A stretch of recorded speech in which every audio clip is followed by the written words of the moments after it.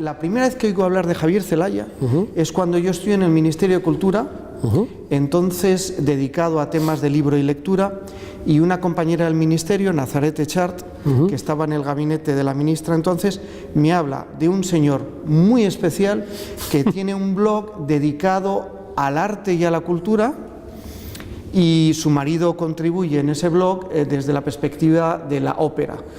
Como yo soy muy aficionado desde siempre a la música, empiezo a meterme y me doy cuenta de que hay algo interesante.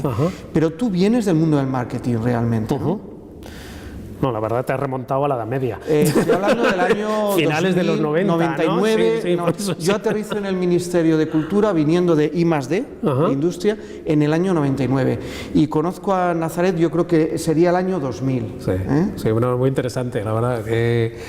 Pues sí, en esa época yo estaba en una multinacional que hoy en día se llama WPP, que es un conglomerado de empresas del mundo del marketing, de la comunicación y de la estrategia de negocio desde el punto de vista de ayudar a grandes marcas. En aquel momento yo llevaba compañías, yo qué sé, como Telefónica, JP Morgan, Citibank, Endesa, y básicamente ayudábamos a todas esas empresas en aquel momento que era el mundo analógico a entender de qué manera tenían que posicionarse y comunicarse con sus diferentes públicos, fueran inversores, fueran gobiernos, teníamos toda una línea de acción con gobiernos, o fuera público en general, ¿no?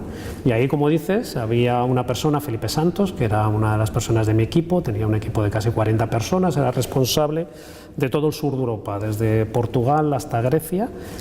Viajaba muchísimo, en esta nueva época sigo viajando muchísimo, pero hay cosas que no han cambiado, ¿no? Pero yo siempre digo que trabajar para estas multinacionales te hace ver mucho mundo y te hace tener muchas tablas, desde el punto de vista que te ves en situaciones diferentes de negocios y de actividades económicas y de problemáticas, y sobre todo a una gran dimensión, a una gran escala, donde ves cómo se influye desde gobiernos, desde medios de comunicación, desde accionistas, desde públicos inversores, y que hacen que cambien ciertas decisiones o se tomen decisiones. Y había pequeños proyectos de cultura en esa empresa que cada vez que aparecían yo levantaba la mano y decía, este me lo quedo yo. Eran proyectos que dentro de la casa muy poca gente lo quería representar porque daban poco dinero, como ya sabemos siempre en el sector de la cultura. No estamos aquí por el movimiento económico que hay, sino por lo que representa, pero a mí era una especie como de, como se suele decir en estas consultoras, pro bono, o sea, que trabajas el mismo número de horas, pero no cobras el mismo número de horas, una especie como de devolución a la sociedad por todo lo que estás ganando, ¿no? Y a mí me daba una satisfacción personal y profesional que me encantaba, ¿no? Y ahí con Felipe Santos creamos, por así decirlo, los servicios relacionados con este tipo de clientes, y luego la vida te lleva por otros derroteros y acabé donde estoy ahora. Pero fíjate, Javier, que yo entonces te conozco como editor, como director de un medio digital, en el fondo un medio de comunicación. Yo te diría que en aquella época, en el año 99, yo todavía no era capaz de visualizar lo que ahora veo con mucha claridad, y es que eso es un periódico en el fondo, pero hay un elemento básico que yo sí que identifico en tu carrera en la industria, y además aterrizamos en esta industria más o menos de forma coetánea, ¿no? Que es el marketing, la idea del marketing y lo que has comentado, los viajes. Yo creo que lo de viajar es una fuente de conocimiento impresionante y que puede aplicar uno a cualquier ámbito. Pero el marketing, la visión de lo que supone el marketing mix, o como lo queramos llamar, desde una perspectiva más contemporánea, o ahora inbound marketing, o marketing digital, es que es algo esencial para este sector. Y yo creo que ahí es donde aterrizas tú en lo digital. Tú tienes la etiqueta de Javier Celaya, lo digital en el mundo del libro. ¿Correcto? Total. Bien, entonces tú incorporas esas variables: internacional, marketing, que a veces se olvida, y lo digital. ¿Sería correcto ese perfil? Es la suma de mis experiencias personales y profesionales, porque he estado viajando desde que creo que nací. Mis padres, yo creo, a todos mis hermanos, lo mejor que nos dieron fue una educación en el extranjero, y a los 12 años me mandaron a Estados Unidos y desde entonces ya no volví, desde el punto de vista que me he pasado dando vueltas al mundo. Y como dices, si tienes una mente abierta y curiosa, el viajar te hace descubrir culturas, idiomas, maneras de pensar, ves que verdaderamente el mundo es muy diferente y te hace luego, al enfrentarte a los problemas diarios de una empresa o una institución, con una versatilidad, con una capacidad de visión y mirada mucho más amplia, que normalmente conlleva tomar decisiones más ágiles y yo creo que también más acertadas, ¿no? Entonces mi trayectoria, como tú bien dices, yo no vengo del mundo del libro, vengo del mundo de las empresas, sobre todo de las grandes empresas, inicialmente con mucha experiencia en el tema del marketing, con marketing lo que hoy en día llaman offline, medios de comunicación como prensa, radio y televisión, que es donde yo, por así decirlo, aprendí de esos medios, de esas herramientas, cómo comunicar con esos públicos, cómo acercarte con estos públicos, pero en todos ellos tenías intermediarios. Todos los medios de comunicación que estoy diciendo, prensa, radio y televisión, tienes el medio que comunica tu mensaje y lo traslada a tu público, y luego hay una supuesta reacción, pero siempre hay otra vez otros intermediarios, ¿no? En el caso del mundo del libro puede ser la biblioteca, librero, lo que sea, ¿no? Llega Internet a finales de los 90 y empieza a irrumpir en diferentes actividades económicas, y yo en esta empresa levanto la mano y digo, yo en este barco me quiero subir, ¿no?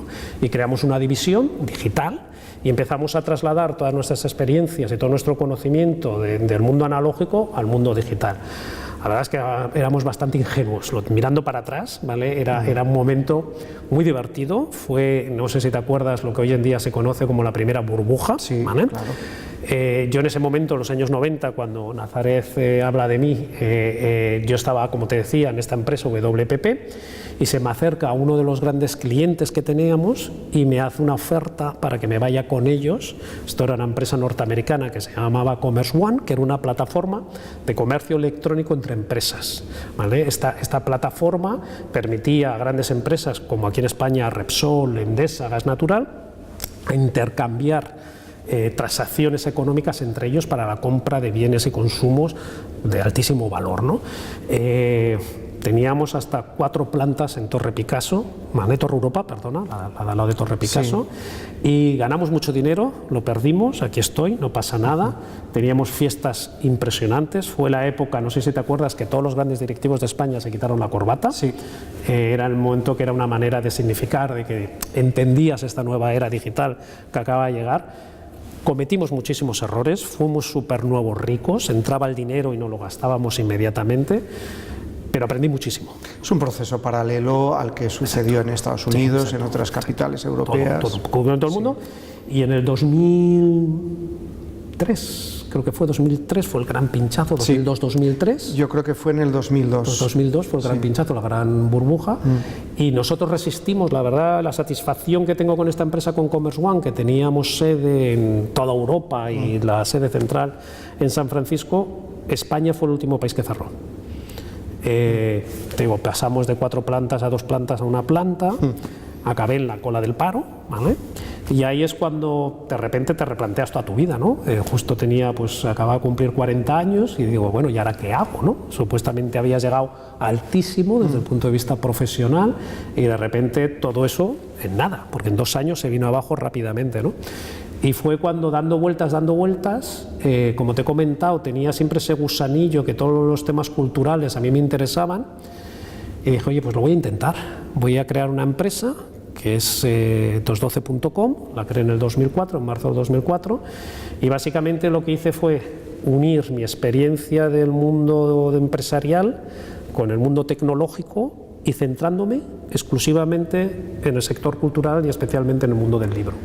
Aprendí con todo esto de Internet, que es un océano inmenso, y que si verdaderamente quieres aprender y aportar valor, tienes que especializarte, tienes que convertirte en un especialista en un nicho, porque aunque supuestamente Internet vale para cualquier actividad económica o social, tiene luego muchas singularidades. Entonces, si verdaderamente quieres entenderlo y verdaderamente quieres aportar valor, como decía, o sea, generar algo que verdaderamente contribuya a su evolución. Cuanto más especializado seas, y esto es una recomendación de lecciones aprendidas para cualquier persona que esté escuchando esta conversación y a lo mejor está iniciando este camino, especialízate en Internet. Y bueno, como todo proyecto, los 3 primeros años es durísimo, eres el último en llegar. Nadie me conocía. Afortunadamente en el sector cultural todo el mundo es muy educado y todo el mundo te recibe y todo el mundo te escucha. Es menos agresivo. Es menos agresivo que los otros sectores donde yo venía, donde verdaderamente es muy competitivo y verdaderamente la primera llamada, lo que llaman la llamada fría, ¿sabes? Ahí es todo o nada. Aquí la gente normalmente, ese primer encuentro, esa primera llamada es muy amable, ¿no? Pero yo notaba que mi discurso estaba a un lado y su mente estaba a otro, ¿vale? Y no es que porque me considere ni visionario, ni súper inteligente, ni nada, sino que gracias a esos viajes que estábamos hablando antes, esos recorridos con esa mente abierta, yo veía que había ciertas tendencias, ciertas evoluciones que tarde o temprano iban a llegar a España, a nuestro mercado. Es cierto que en muchas ocasiones me he adelantado los tiempos, que yo personalmente he creído que eso iba a ocurrir antes y luego no ha ocurrido. En otras cosas no, los tiempos del mercado han ido más rápido de lo que yo pensaba. Pero afortunadamente, llevo ya, pues que son 15, 16 años, desde 2004, que el proyecto se ha consolidado, formamos parte de este nuevo mundo digital y personalmente y profesionalmente estoy encantado. Has caracterizado muy bien el asunto central que anima un poco estas conversaciones. Estas grabaciones las concebimos como, en primer lugar, una constatación de dónde venimos y hacia dónde puede ser que estemos transitando. Pensamos que dentro de unos años será interesante ver esto y qué pensábamos cuando estábamos hablando ahora en 2018, igual que nos gustaría a ti y a mí pues tener el equivalente de lo que ocurría en el año 2003 o 2004, ¿no? Yo creo que hay una cosa ahí muy importante, que es la variable digital como algo que no todo el mundo entiende y que probablemente no es como tú has dicho, no es una cuestión de ser más o menos inteligente, sino también de los estímulos o los contextos en los que te estás relacionando. Yo recuerdo que empecé a usar Lycos y cosas de esas en el año 98, yo percibí, porque había tenido una formación también muy cosmopolita por un lado y por otro lado de distintos sectores. Yo he trabajado en la administración pública en el ámbito de la planificación económica de infraestructuras, en el ámbito del desarrollo regional, después en interior, en relaciones con la administración judicial y luego en el I+D, y eso yo creo que nos permite en un momento determinado identificar lo digital como la variable fundamental del momento. Sí, sin duda. Yo me estoy acordando, Javier, de aquellos informes que yo hacía a mis ministros cuando estaba en Cultura sobre el libro electrónico, cuando existía el Rocketbook de Adobe. Totalmente, sí. Y entonces había gente que leía eso y decía, pero ¿tú de qué estás hablando, no? En el fondo, lo fundamental era una intuición que en mi caso al menos tenía que ver más con Internet que con Rocketbook o incluso con Kindle, que sale en el 2007-2008. Tenía que ver mucho más con esto, ¿no? O sea, el cambio cultural, que es lo que anima proyectos como 212 o proyectos más de investigación como los que ha desarrollado la Fundación, que tú conoces muy bien, como Territorio eBook, es tratar de entender cómo impacta sobre los lectores, sobre la industria, sobre los servicios públicos, esto. Exacto. Y tener un cierto tiempo o capacidad para reaccionar y articular modelos de negocio diferente. En ese sentido, tú has tenido una técnica que yo diría que es personal, que es buscar la identificación de modelos de negocio y vincularte a ellos.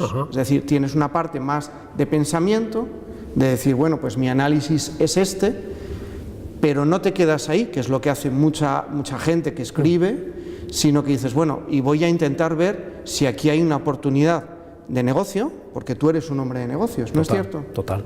Sí, ha sido un poco lo que comentas, que yo creo que la evolución de tu vida personal y profesional te va llevando luego hacia donde acabas al final y tus subsiguientes evoluciones, ¿no? Con esa mirada abierta, con esa actitud curiosa, que yo creo que esto de lo digital o Internet no es un tema de edad, no es un tema generacional, sino que es un tema de mentalidad, de actitud. Pues a través de todo este recorrido que hemos mencionado empresarial, llego al mundo del libro exclusivamente y centrándome en lo digital, intentando ayudar a los profesionales del mundo del libro, sean bibliotecarios, libreros, editores, agentes, a entender esta era que nos ha tocado vivir, que a muchos de ellos les genera muchísimas ansiedades indebidas porque vivían muy bien desde el punto de vista que habían apostado por entrar en este sector porque verdaderamente eran amantes del mundo del libro en todos sus diferentes exponentes, ¿no? Y llega de repente este tsunami Internet y empieza a arrasar.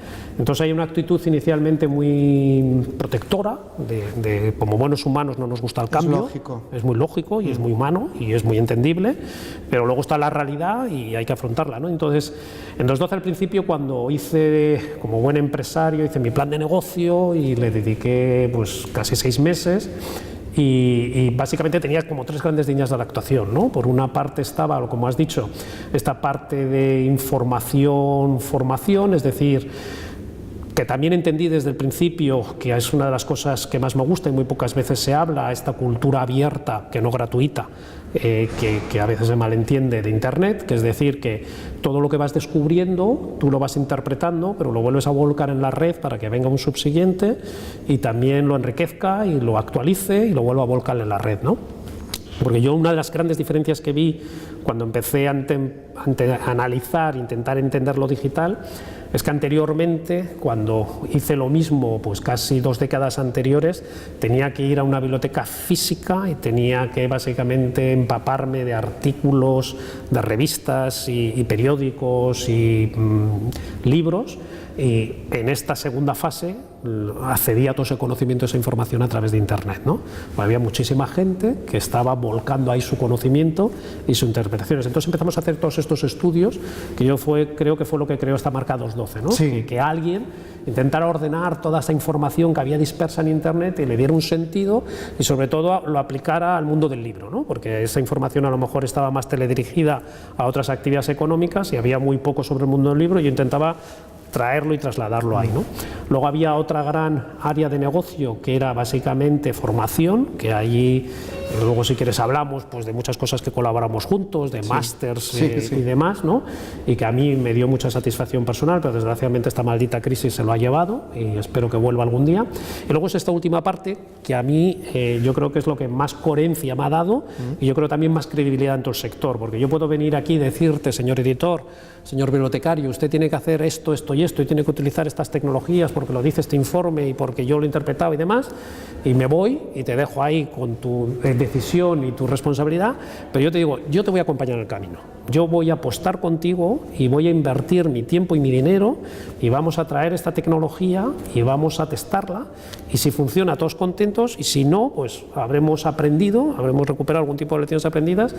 Entonces yo creo que esto sorprendió a mucha gente. Porque es un compromiso, no es nada habitual. Es un compromiso a medio plazo. Ya sabes que en Internet, yo siempre digo que un año son como 10 años en el mundo analógico, entonces estos proyectos pues a lo mejor son recorridos de 2-3 años, hay otros que no, que tienen hasta más, están teniendo más larga vida, como Bookwire, que llevo ya 5 años con ellos, pero son de riesgo, son de alto riesgo, desde el punto de vista que en ese momento hay diferentes alternativas en el mercado y apuestas por una, porque tienes un olfato, tienes una intuición, has hecho tus análisis y te arriesgas. Y funciona y no, he perdido dinero, he perdido mucho tiempo, he aprendido correspondientemente y todas esas lecciones, todos esos errores los llevas al siguiente proyecto y como buen humano cometeré otros, pero no esos mismos. Y ya sé qué caminos no empezar porque sé que por ahí no hay nada y qué caminos tengo que investigar, ¿no? Entonces es un modelo que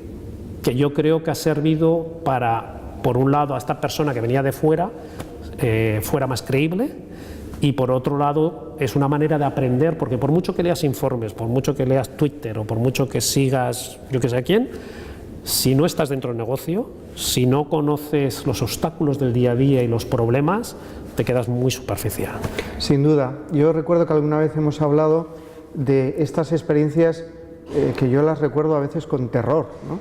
De desarrollo de una plataforma, cuando te metes en la parte de ingeniería y dedicas 12 horas al día constantemente a pulir, a mejorar, te destroza de alguna manera, pero el aprendizaje es impagable. Total. ¿No? Me recuerda a uno que tuvimos que lanzamos, pues creo que fue hace 5 años, que era Entre Lectores, sí. Una plataforma que aspiraba a convertirse en el Goodreads de los mercados en español, esta plataforma de prescripción de lectura entre lectores, que yo creo que es una de las bondades que tiene Internet, ¿no? Que permite ese famoso boca a oreja o boca en boca, nunca me acuerdo cómo se dice correctamente, que además todos los estudios han dicho que la gran mayoría de los lectores descubren su siguiente lectura gracias a la recomendación de un cercano, ¿no? Un familiar, una persona del trabajo, que de repente le recomienda un libro que está leyendo, ¿no? Y normalmente siempre ha sido el 50% de las personas que han sido entrevistadas siempre han dicho que ese ha sido el factor, ¿no? Luego están los libreros,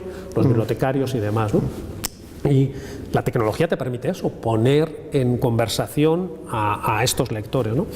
Y la verdad es que conseguimos crear una marca, no me acuerdo ahora las cifras, pero no sé si era en aquel momento que empezaba a ser Twitter, pues teníamos, yo qué sé, 50.000 o 70.000 usuarios, creamos una comunidad enorme, pero como buenos frikis nos pasamos más tiempo diseñando las funcionalidades de la plataforma que verdaderamente mirando al mercado y atendiendo en este caso a nuestros clientes que eran los lectores, ¿no?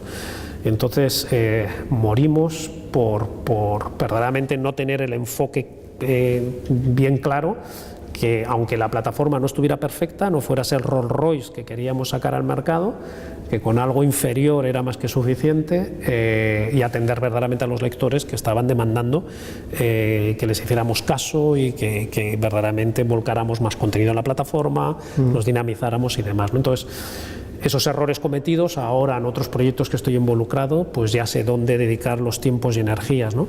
Luego ha habido otro proyecto muy bonito que me acuerdo que tuvimos una conversación cuando se vino abajo hace un año, que fue el de estas chicas de Spanish Book Stage, una plataforma de compra y venta de derechos de español a nivel mundial, ¿no? Que ha sido siempre uno de los obstáculos de nuestro sector. Tenemos un gran comercio interior y exterior, pero nos vendemos muy mal y pasan todas las actividades económicas, pasan el vino, pasan el aceite, pasa en la marca España, ¿no? Nos vendemos muy mal en el extranjero, ¿no? Y en el mundo del libro nos pasa lo mismo, ¿no? Que no somos capaces de exportar nuestros derechos y que se compren más derechos en español ahí fuera, ¿no? Y estas dos mujeres verdaderamente súper trabajadoras aquí, que no hubo ningún caso de mal uso del capital en fiestas indebidas, tirar el dinero en apps ridículas, o sea, el presupuesto era el comedido, centrado en esto, todas las agencias editoriales lo utilizaron, pero como pasa muchas veces, se adelantaron a sus tiempos, no tuvieron el modelo de negocio para sostenerse, ¿no? Y muchas veces te llevas esas desilusiones, pero yo creo que esos modelos volverán, porque aquí muchas veces se habla de nuevo, pero no es tan nuevo, se hablan de nuevas tecnologías, es una evolución. La tecnología siempre es una evolución, ¿no? Sí, me estaba recordando con Entre Lectores la experiencia de nuestra fundación con Lectio.com. Lectio.com en 2 meses consiguió más de 30.000 usuarios y date cuenta de lo que representa una comunidad de profesionales dedicados a la lectura. ¿Qué ocurrió con esto? Pues es un caso paralelo. Yo recuerdo estar hablando en cualquier momento del día con ingenieros que estaban desarrollando distintas funcionalidades que trabajaban en Estados Unidos. Yo me acuerdo de estar en la cocina de mi casa a cualquier hora del día hablando de esto no funciona bien en la app, esto no carga bien, y mientras se nos estaba cayendo el verdadero corazón de esto, ¿no? Que no son aspectos que tengan que ver con desarrollos de ingeniería, sino con realidades que son interacciones humanas. Y este es el punto del que yo ahora voy a querer hablar contigo, que es el significado antropológico, por así decirlo, de Internet. Bueno, Internet, en el fondo, hay muchos espejismos con esto de las tecnologías, que todavía mucha gente llama nuevas tecnologías, con lo digital. Son nuevas para algunos, pero son muy viejas para muchos otros, ¿no? Es una evolución, ¿no? Claro, pero 20 años en Internet, tú lo has dicho antes, es que es... Son casi 2 siglos.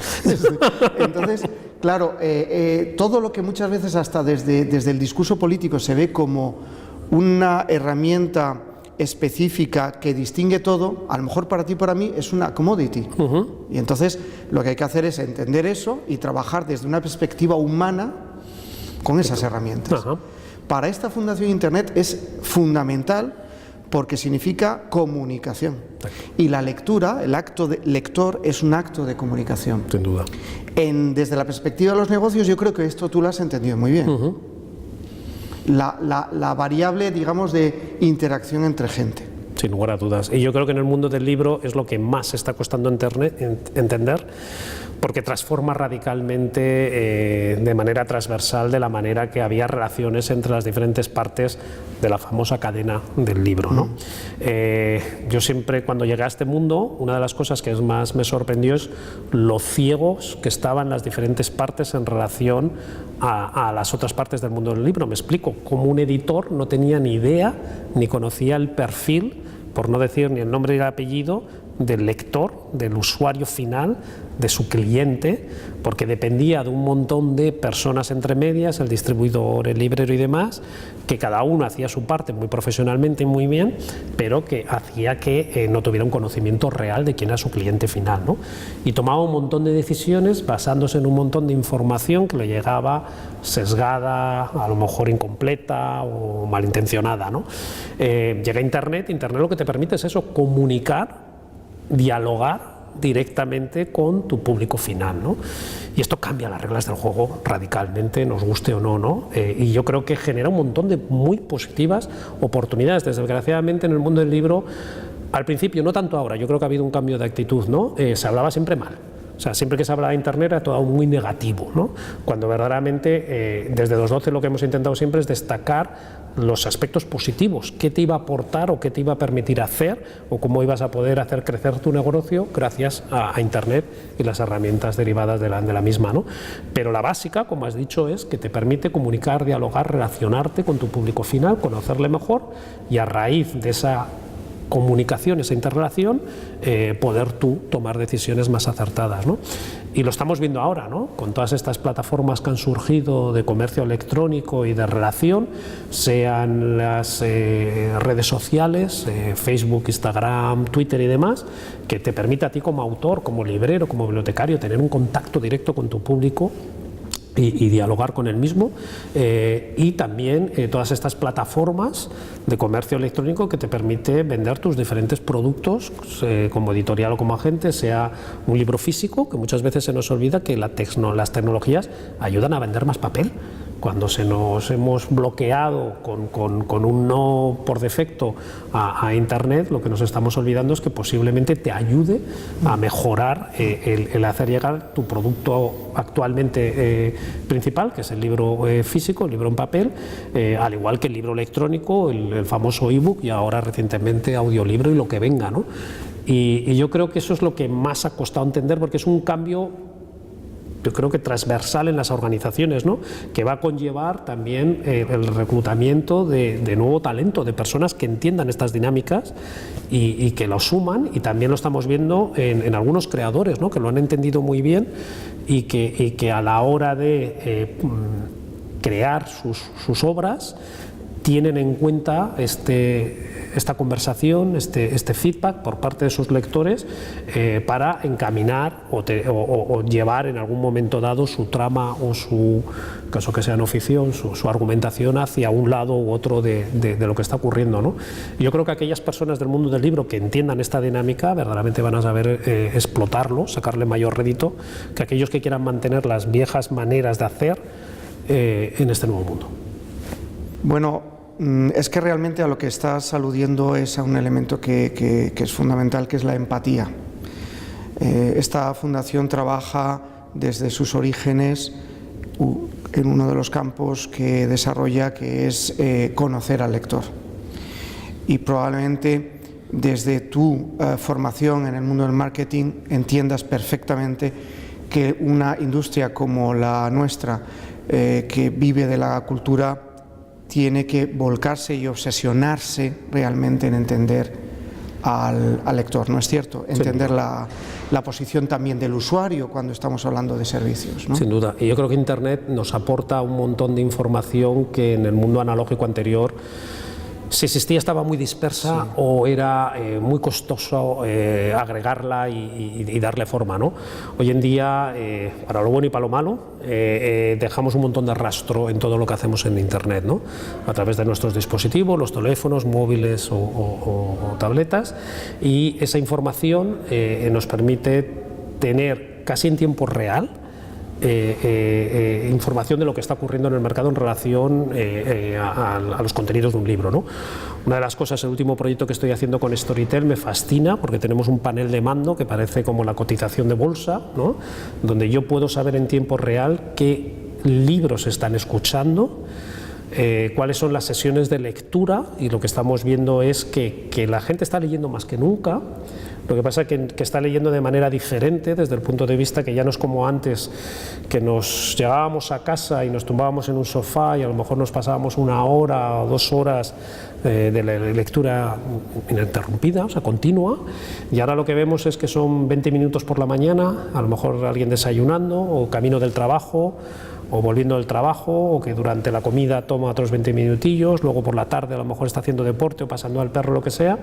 Entonces, al final de la jornada estamos viendo que la gente está escuchando, leyendo una media de 2 horas, que se están consumiendo casi 2 libros al mes, que estos datos no los habíamos visto desde hace muchísimo tiempo, ¿no? Que solo había como un colectivo muy reducido de ávidos lectores, ¿no? Y claro, con esta información, y podemos luego desglosarlo por géneros, por sexo, por edad, por ciudades, estamos viendo cosas muy interesantes que bueno, todavía acabamos de empezar, ¿no? Pero por qué ciertos géneros, a lo mejor como la novela histórica, la novela romántica, se leen más en una ciudad que otra, ¿no? Creo que también es con motivo de todo lo que está pasando de la actualidad, ¿no? Que hay más, por así decirlo, necesidad a lo mejor de recuperar algún tipo de novelas o de ensayos sobre temas históricos o demás, ¿no? Biografías, pero que toda esa información compartida luego con los editores, con los agentes, con los autores y con los libreros, les puede ayudar a tomar mejores decisiones, ¿no? De qué está ocurriendo en el mercado hoy, no como pasaba muchas veces, que teníamos que esperar a las devoluciones 3-4 meses más tarde y intentar entender qué había pasado, ¿no? O lanzabas una campaña de marketing y entonces al final de la campaña te llegaba ya el informe y te decía que supuestamente estos mensajes se habían calado, pero estos no. Recientemente hemos lanzado una campaña de publicidad en televisión, que la verdad profesionalmente ha sido una satisfacción. Hacía más de un lustro que con esta maldita crisis, que parece ser que ya se ha acabado, había desaparecido. Yo me quedé muy sorprendido porque veo poco la tele y un día precisamente en la cocina lo veo y digo, anda, si esto es Javier. Y entonces, algo que me ha fascinado, porque fíjate, cuando hemos hablado antes de hace 20 años, cuando trabajaban en los medios analógicos, no existían estas tecnologías que te permiten saber la efectividad de un spot publicitario específicamente, porque hay una tecnología que tenemos que mide cuando emitimos un spot, imagínate en una cadena, a las 8:15 en prime time, yo puedo medir el tráfico que me ha traído a mi web. 15 minutos después, lo que medimos es el lo puedes correlacionar con los GRPs, con los impactos. Con los impactos de tráfico y luego de conversión, ¿sabes? Si se ha dado de alta la persona en el app y demás, ¿no? Entonces, podemos ver qué spots publicitarios son los que mejor nos están convirtiendo y los puedes mover y puedes, por ejemplo, hemos visto que nos funciona muy bien lo que se llama el prime time, como sabes, que es de 8 a 10 de la noche, pero nos funciona también muy bien luego el de 10 de la noche a 1 de la mañana, y una cosa muy curiosa, pero yo creo que luego lo interpretas con especialistas, y los spots publicitarios que mejor nos han funcionado han sido los que están entre películas, que siempre se ha dicho que aprovecha la gente para, yo qué sé, ir al baño, fumarse un cigarrillo o recoger un poco más la cocina. Pues son los spots que mejor nos han funcionado, y la interpretación que estamos haciendo es que la gente que está viendo esas películas quiere que le cuenten historias, porque al final una película te está contando una historia, y la gente que leemos lo que nos gusta es que nos cuenten historias. Entonces hay una correlación ahí, que siempre lo hemos dicho, entre el mundo del cine y el mundo del libro, pero que ahora en un entorno publicitario como que lo avalas una vez más. Entonces, con esa información en tiempo real, a la mañana siguiente tenemos una reunión con la agencia que nos está llevando la campaña, y lo que hacemos es modificar las fichas. Te puedo asegurar que hace 20 años esto no existía. Esto es ciencia ficción. Invertíamos los millones de euros que tirábamos a la televisión, nos llegaba el informe 2-3 semanas más tarde y veías dónde habías fallado y dónde habías acertado. hoy en día, gracias a Internet, no solo eres más productivo, sino que te puedes ahorrar muchísimo dinero. Lo que pasa, Javier, es que esto de la lectura tiene una parte muy misteriosa. Tú ves a los lectores, con lo que ahora estabas comentando, también en su calidad de consumidores, obviamente, pero los lectores tú los estás observando en un recinto determinado. Ellos se salen de esos recintos. Nosotros lo que vemos en todos los estudios que hacemos, que son de tipo cuantitativo, cualitativo, de análisis de discurso también, que esos son muy interesantes, es que la realidad de la lectura es sorprendente casi siempre.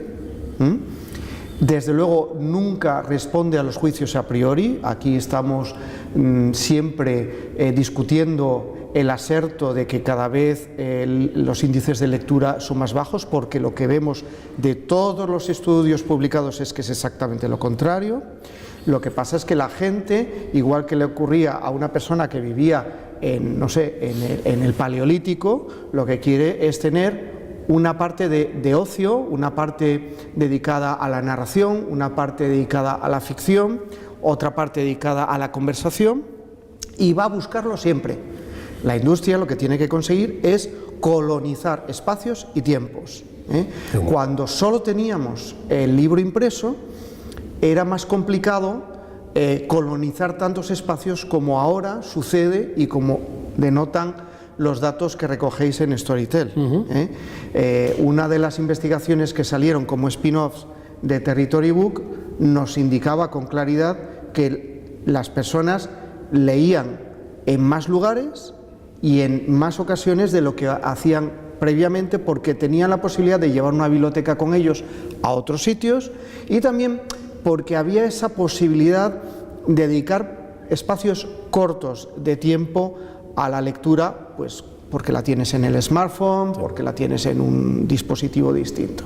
Si a eso le añades tú algo que tú llamas lectura y que yo no llamaría lectura desde una perspectiva neuronal y mucho más purista, que es el audiolibro, entonces ya la explosión es inmensa, porque el audiolibro es algo que en nuestro mercado hasta ahora no había funcionado, pero que te permite ir de Madrid a Salamanca escuchando una novela de Dickens, y que te permite en el transporte público también, si no tienes capacidad para, por ejemplo, leer con comodidad, pues poder estar recorriendo historias o libros de pensamiento, o por ejemplo, pues como es mi caso, podcast.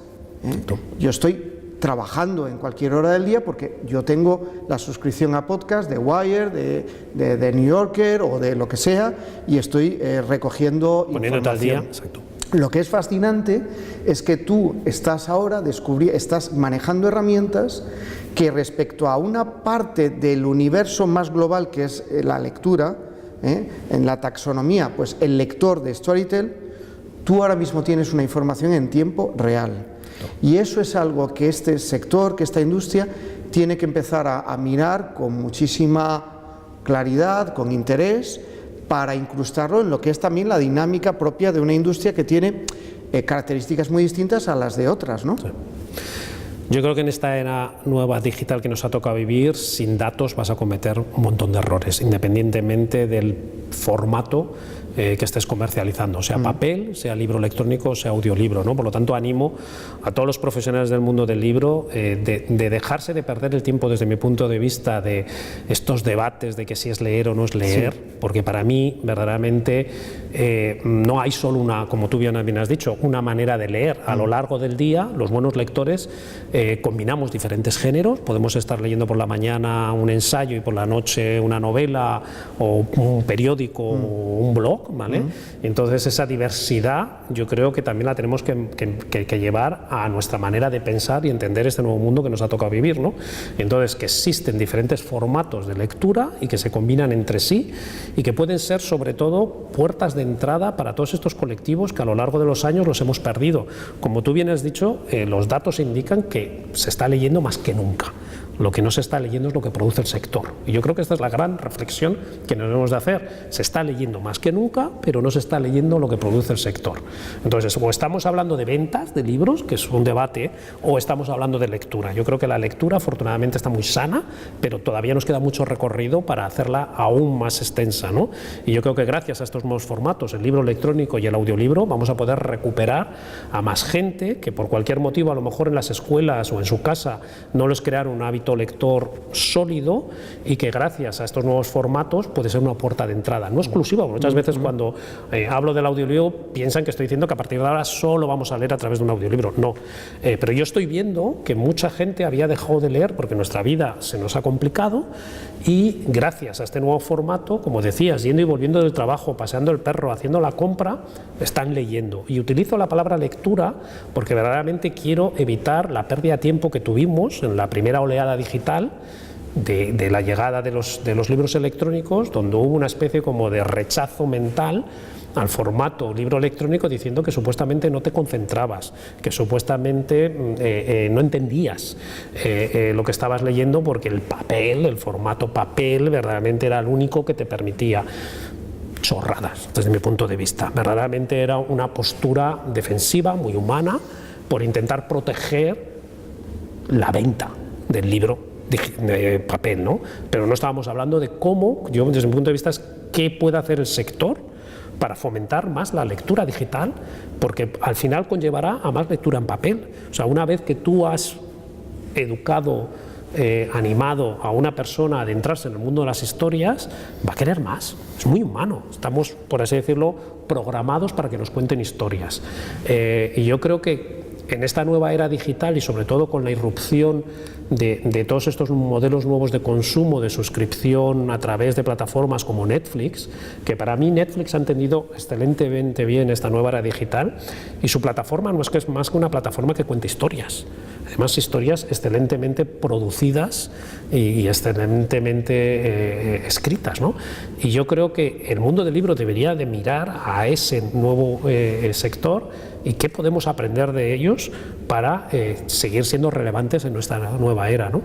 Y como comentabas, como decíamos al principio, con todos los datos que permiten estas tecnologías analizar y rastrear, te permite tomar decisiones en tiempo real más acertadas. No significa que no vayamos a cometer errores, porque todavía queda muchísimo camino por andar, pero sí puedes evitar muchas falsas interpretaciones, porque los datos te dicen otra cosa, ¿no? Estamos viendo, por ejemplo, en el mundo del libro digital, que en el sector, en alguna parte, aunque ha habido un cambio de actitud muy interesante, sobre todo en las editoriales independientes, sobre este supuesto de que el libro digital no crece, que se ha estancado. No es cierto.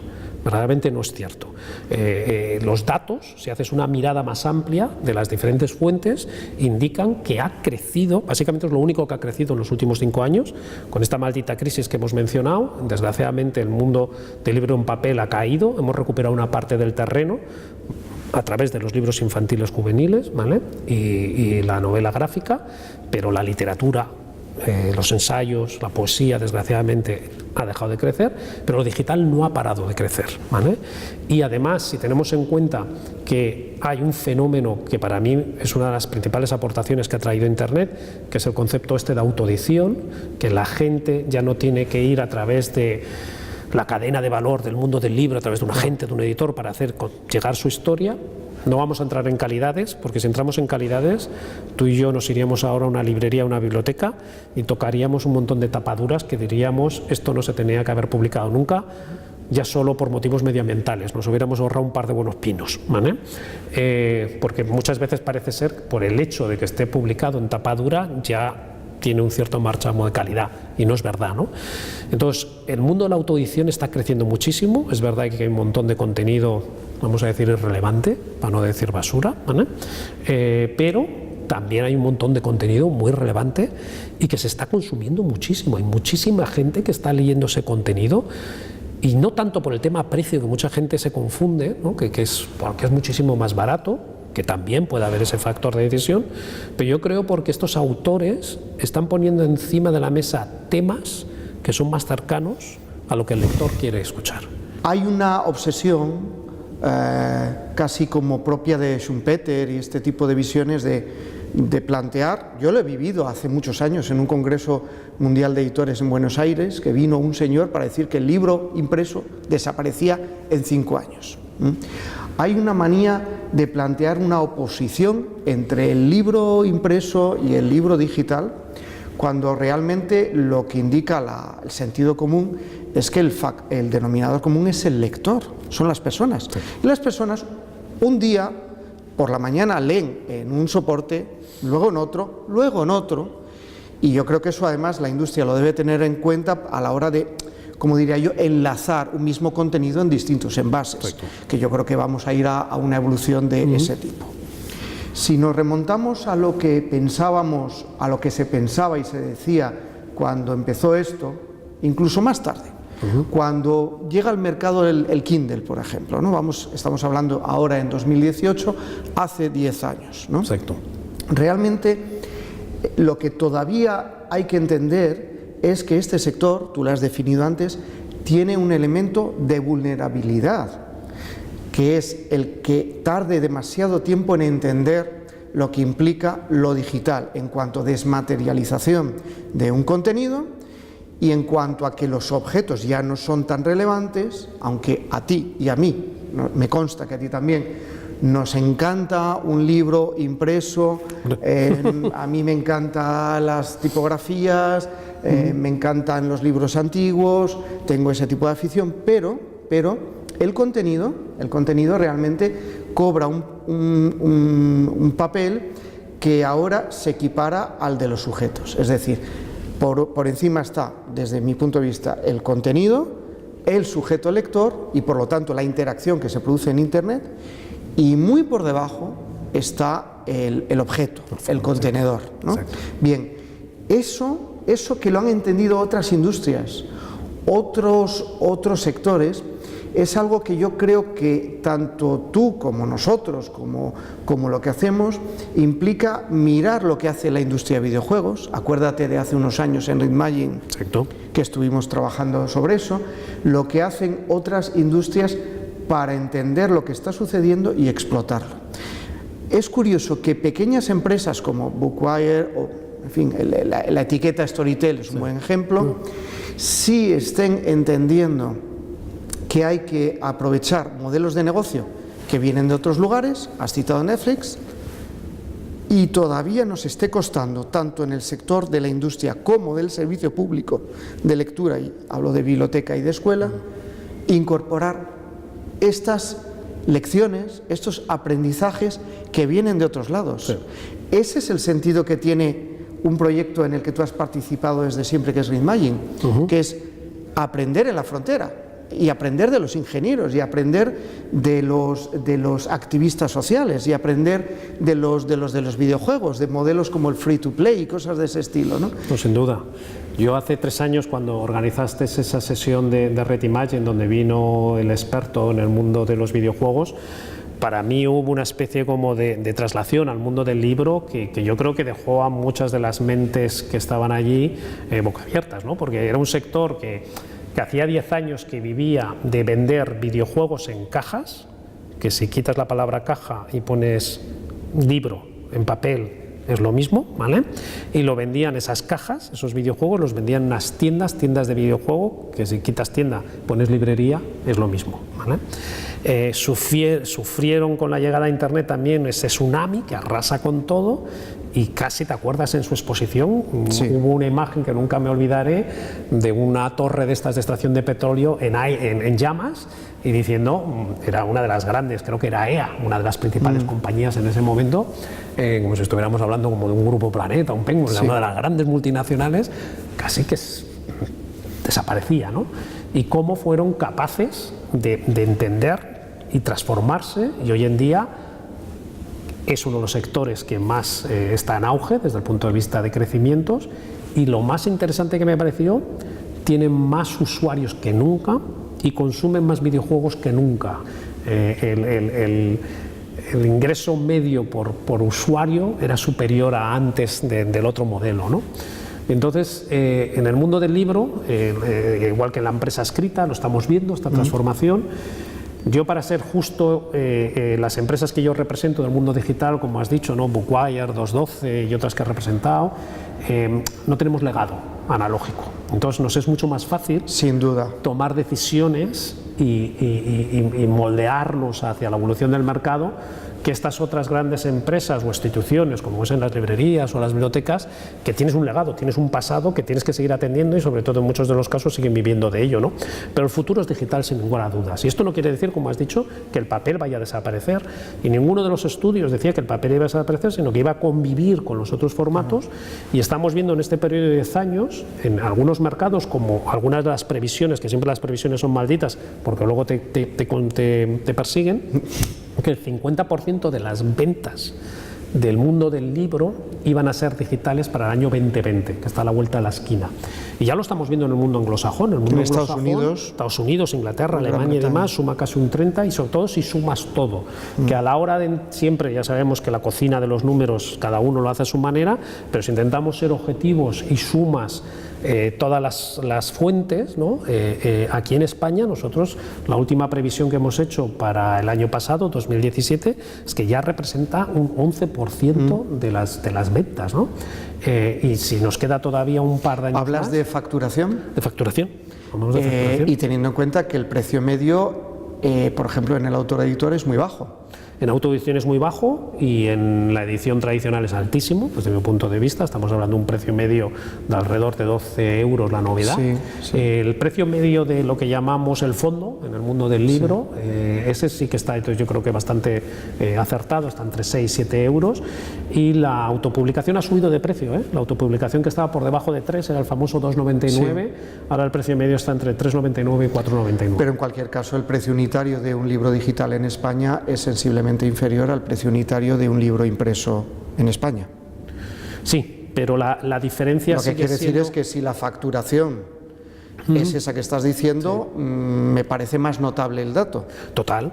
Y también teniendo en cuenta que no todo lo que se publica en este país tiene su formato correspondiente digital. Solo hay alrededor de, entre Libranda y Bookwire, que son las dos principales plataformas, que Libranda deberá tener en estos momentos, pues a lo mejor cerca de 50.000 títulos, y Bookwire tendrá alrededor de 30.000, pongamos 100.000, ¿vale? En digital sabemos que en formato papel hay muchísimos más, ¿no? Millones de tantos. No está todo lo que debía estar, ¿vale? Por lo tanto el mercado no tiene la amplitud que debería tener, pero bueno, aún así la realidad es que el mercado digital es mucho más grande de lo que se dice, y yo creo que es muchas veces un autoengaño, ¿no? Que piensas de que, bueno, esto no ha crecido como supuestamente iba a crecer y por lo tanto voy a seguir haciendo lo que hacía en el siglo pasado. Es un error, porque como estamos viendo en todas otras industrias, en la prensa escrita, hoy en día la prensa escrita tiene más lectores que nunca, pero los tiene en pantallas, ya no los tiene en papel. En mi barrio, antes había, hace 10 años, para remontarnos a esta época que has marcado, pues probablemente había 3 o 4 kioscos y 2 o 3 librerías. Todo eso ha desaparecido. Yo, si quiero comprar un periódico los fines de semana, que lo sigo comprando por un hábito que me parece que el papel el fin de semana, que tengo más tiempo con un café, con una cerveza, es muy agradable, sí, y demás, pero tengo que andar con el perro cerca de 25 minutos para comprar ese producto, ¿no? Cuando estoy en casa y a través del móvil o la tableta, en un microsegundo lo tengo. Pero el futuro no está escrito ni es tampoco unívoco. Quiero decirte que eso nos pasa con los periódicos, pero, por ejemplo, en mi casa estamos volviendo a las revistas mensuales en papel. Yo he llegado a estar suscrito, por ejemplo, a Wire, para el iPad, y ahora la compramos en papel. Y lo mismo con otras revistas. Es decir, que la dirección no tiene por qué ser única. Exacto, ¿no? Van a convivir los formatos, y vamos, como tú bien estás describiendo, en diferentes momentos del día o de la semana, vas a preferir un formato a otro por comodidad o porque te apetece tener esa experiencia, y uno va a convivir con el otro. Y yo creo que habrá una tendencia en la que todo va a estar enlazado. Yo eso lo veo pues con la generación del que tienen ahora 15 años, con mi hija, ¿no? Es decir, primera sorpresa, es gente que está dispuesta a pagar por los contenidos, están acostumbrados, además, Netflix, iTunes, Spotify, etcétera, etcétera, pero quieren calidad de la experiencia, quieren calidad, y lo que quieren es que si tienen un libro en papel o otro tipo de cosas, pero al mismo tiempo tener eso, la posibilidad de tenerlo en el móvil, que eso es algo que yo creo que genera unas posibilidades de mercado muy interesantes también. Hace, no sé si fueron 3-4 años, tú y yo coincidimos en esto que hacen el día antes de la inauguración de la Feria de Londres, Publishing for Digital Minds. Hubo una señora que representaba el Fox Market, entonces era China, y hubo una señora que nos habló de una experiencia que en China llaman la literatura fragmentada. Esta fundación ha puesto en marcha con IPDA un proyecto que se llama Renodo, que es un proyecto pues de buscar nuevas vías, caminos a la industria en territorios ya muy fronterizos con lo raro, con lo de ciencia ficción, ¿no? Uno de ellos es esto, y hemos traído a gente de China, vamos a tener dentro de unas semanas otra delegación desde allí, porque es volver a Galdós o volver a Dickens, las novelas por entregas, en entregas diarias en la pantalla de un smartphone. Y estamos hablando de millones de cuentas de usuarios en China. Sí. Entonces, es un mundo que no está acabando, es un mundo que está transformándose. Totalmente. Javier, ¿no? Cuando empezamos a trabajar juntos, no sé si nos pasaba como aquello que decía la revista de MIT, que había un artículo que se titulaba pensábamos que iba a haber coches voladores y lo que nos hemos encontrado son 140 caracteres. Es decir, que la película que Regreso al Futuro, ¿te acuerdas? Sí, sí.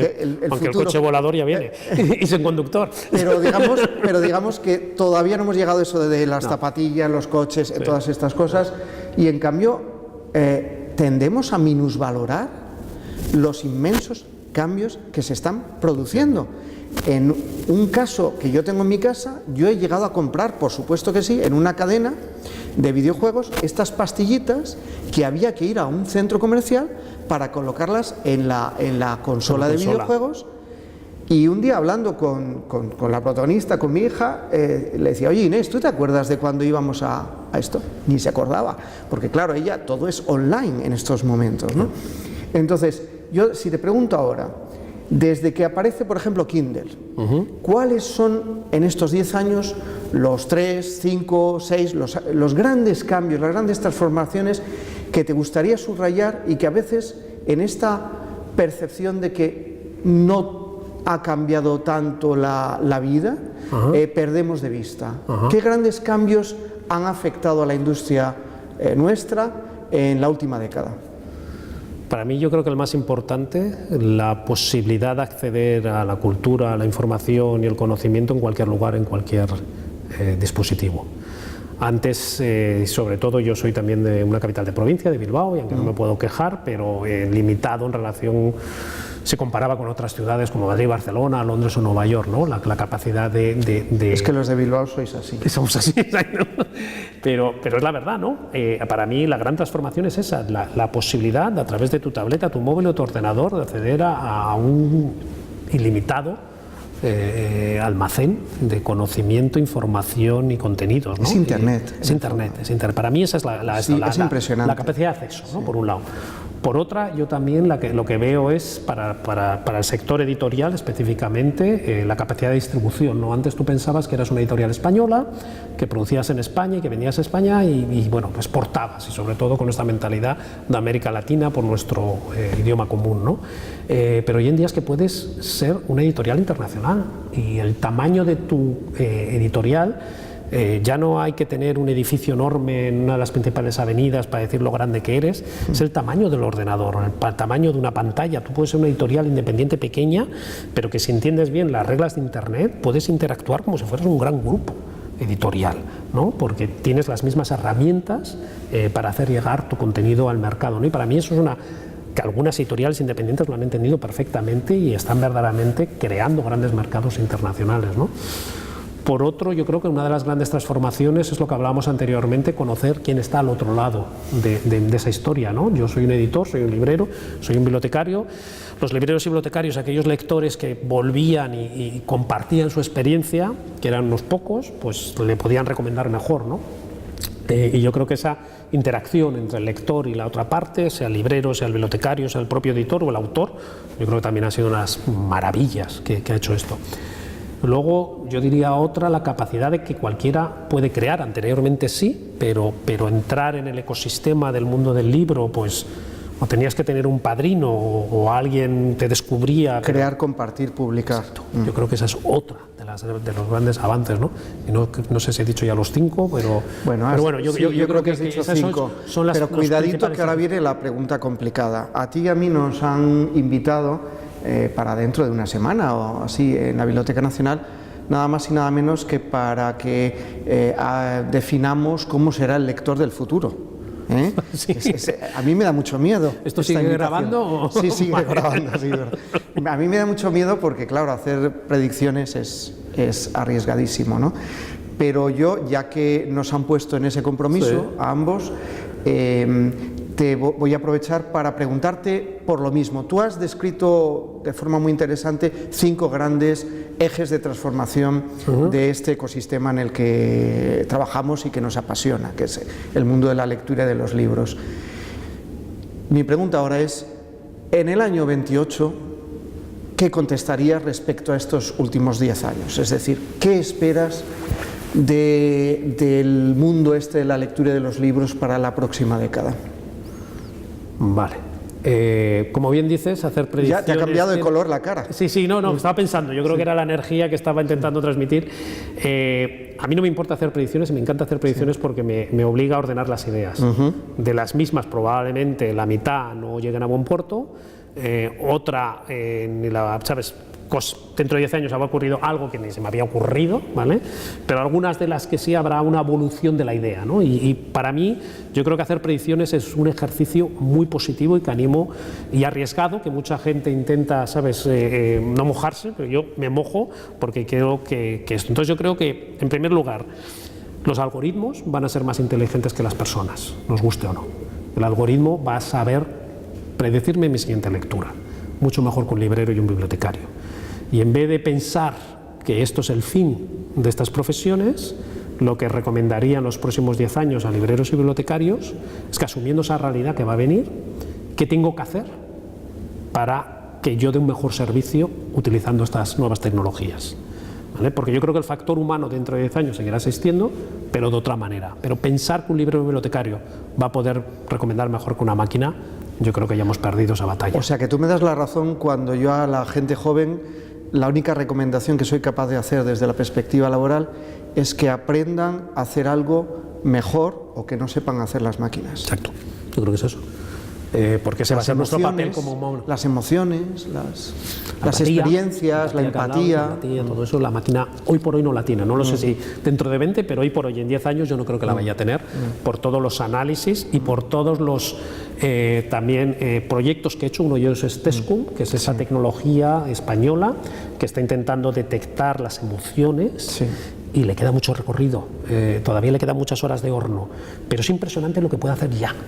La verdad, y cómo algunas editoriales lo están entendiendo. Hay un proyecto que tiene el Grupo Planeta, que es el Planeta de los libros, y está utilizando esta tecnología para que su sistema de recomendación añada este componente emocional, ¿no? No es perfecto, pero va camino de, ¿no? Luego yo creo que otras de las evoluciones de qué vamos a leer o cómo vamos a leer en los próximos 10 años, volviendo otra vez a las máquinas, creo que las máquinas van a saber escribir mejor que algunos humanos. Así como antes he dicho que era todo, en este caso matizo y digo mejor que algunos humanos, ¿no? Porque todavía le va a quedar un recorrido a la máquina, pero yo creo que vamos a leer muchísimas cosas escritas por máquinas, ¿vale? Y esas cosas que vamos a leer escritas por máquinas va a tener una afinidad, una cercanía debido a que, como ha rastreado, que he leído, que he compartido, que he debatido, que he subrayado, que he anotado y demás, va a entender que tengo una mayor afinidad con esos contenidos y me va a crear contenido específico en relación a esa línea, ¿no? Con todo lo positivo y negativo que tiene, porque aquí podemos crear escuelas de formación, opinión, bastante sesgadas, porque me está retroalimentando más de lo que yo opino, ¿no? Pero en el mundo analógico también lo teníamos. Tenías que hacer un gran esfuerzo, tenías que bajar a esos kioscos que ya no existen y podrías cualquier día ver que en las diferentes portadas de los diferentes medios, una España totalmente diferente. Y si querías hacerte una composición del lugar, tenías que hacer el esfuerzo de leerte 2 o 3 medios, leer entre líneas, saber quién estaba detrás y cuáles eran los intereses ideológicos, religiosos, económicos de cada uno de esos medios para entender un poco la realidad. Luego, ¿no? seguirá siendo fundamental la alfabetización en información, que es un trabajo fundamental de los bibliotecarios y Sin de los duda. docentes. Tenemos que volver, yo creo que, a releer, que nos tienen que volver a enseñar a leer. Yo una de las cosas, como hablábamos antes en esta conversación, de decisiones a veces sin pensar que tomas en tu vida, que luego te hacen entender mejor décadas más tarde algo, ¿no? Yo en la universidad, con los amigos, estaba en la cafetería decidiendo qué cursos iba a tomar el siguiente año, porque iba por créditos, estaba en Estados Unidos, y de repente un amigo mío que era más techie se apuntó a COBOL y a BASIC, que eran los lenguajes del 80, y yo, como no tenía ni idea y no me apetecía pensar en ese momento, dije, venga, pues me apunto contigo. Y me apunté a BASIC y a COBOL, y me puse a codificar. Entonces, yo leer código no me da miedo, y no es que sea ¿sabes?, un informático, pero no tengo un reparo y puedo entender el código de una página web y puedo tal. Entonces, básicamente, hoy en día, cuando en red estoy leyendo algo, tengo esa doble sensibilidad para intentar saber quién está detrás de esta noticia, quién está detrás de este medio, o de este Twitter, o de este blog, ¿no? Qué intereses tiene, cuál es su trayectoria, ¿no? Pero yo creo que esto es lo que tiene, como dices tú, tener que hacer las escuelas y tener que hacer los bibliotecarios, volver a enseñar a leer, ¿vale? Porque nos enseñaron a leer en papel y nos tienen que volver a enseñar a leer en digital, ¿no? ¿Qué más cosas vamos a ver? Hablabas de las series. Esto me parece muy interesante y, como has dicho, parece nuevo, pero no es nuevo, desde el punto de vista que ya Dickens y Galdós, con la tecnología de aquel momento, que eran los medios de comunicación de prensa escrita, que tú tenías que ir al kiosco la semana siguiente. Que también era tecnología, ¿verdad? Que también era tecnología. Porque parece que hablamos de que el mundo del papel no tenía una tecnología, ¿no? Tecnología no es más que un papel, ¿vale? Pues el papel no es más que una tecnología. Gracias y de hecho lo digital llega antes. Exacto. Llega antes a la industria editorial que a los consumidores. Es decir, la primera digitalización, yo lo digo muchas veces, se produce en las grandes empresas editoriales. Sin duda. En Anaya, en Planeta, en Santillana, en el caso de España, hay un proceso de digitalización en los años 80 impresionante. Enorme, de todo tipo de procesos, de todo tipo de gestiones y demás, ¿no? Y luego llega ya la parte, por así decirlo, al usuario final, ¿no? Entonces, en ese contexto, a través de estas nuevas maneras de contar historias, que son todas estas plataformas que has mencionado, como Netflix, HBO y demás, que nos dan series que duran 1 hora, y que cada uno de estos episodios tiene una trama y que terminan con este famoso cliffhanger suspense que te deja enganchado para saltar a la siguiente, ¿no? Nosotros, por ejemplo, en Storytel estamos haciendo todo un diseño de contenidos que nacen en audio para ser consumidos inicialmente en audio, luego a lo mejor se explotan en formato papel o en formato digital, pero son historias que nacen en audio y que su idea es que el creador, el escritor, que ya no son tanto escritores tradicionales, sino que muchos de ellos son guionistas que están entendiendo muy bien este nuevo lenguaje de contar historias y que entonces cuentan historias que tienen lugar en esa hora de duración y que tiene ese recorrido y que te deja con esa suspense para que te enganches al siguiente, ¿no? Entonces, en esta nueva era digital, que básicamente es de movilidad y de sesiones fragmentadas, el mundo del libro la tiene que entender. Entonces esta obsesión porque supuestamente tengo que parar el mundo y tengo que coger un libro papel y sentarme en esta silla y leer durante 1 hora continuada para supuestamente entender, eso se ha acabado. Bueno, esa es una de las categorías de la lectura. Sí. Lo que te quiero decir, mira, te pongo un ejemplo. Pero no va a ser la dominante, o sea, seguirá estando allí. No, mira, pues probablemente no, porque lo estamos viendo. No hay medios, no hay tiempo para que sea la dominante. No, y porque tenemos otro estilo de vida. A eso me refiero.